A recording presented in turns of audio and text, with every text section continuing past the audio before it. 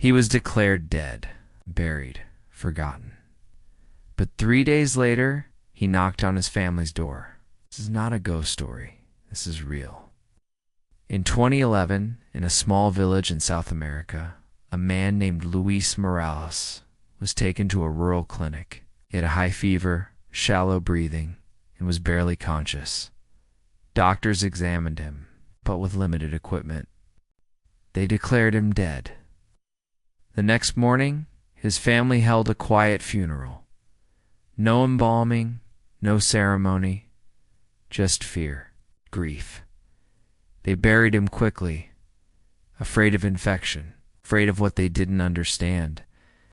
But on the third night, at exactly 2 a.m., they heard something.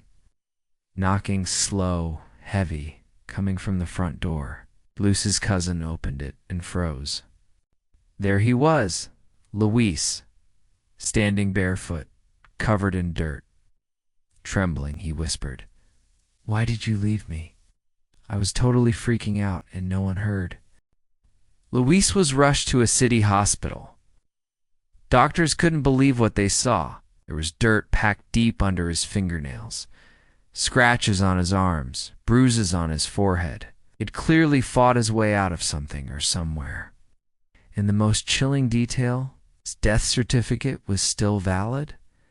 Legally, Luis Morales was still dead. Investigators returned to the gravesite.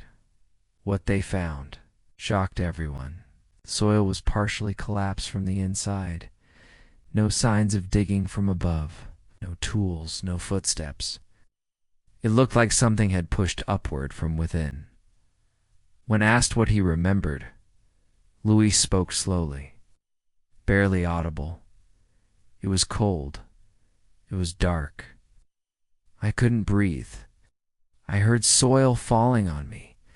I screamed until I passed out.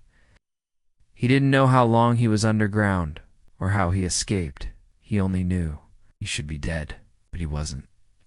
Luis never truly came back. He was breathing. He was walking. But he wasn't himself. He refused to sleep lying down. He avoided mirrors. He never laughed again. He barely spoke. Oh, he would sever out.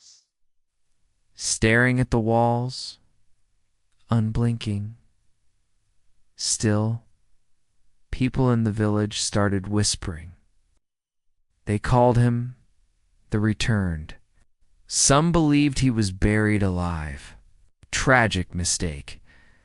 A near-death miracle. But others said something else came back that night. Not Luis. Not anymore.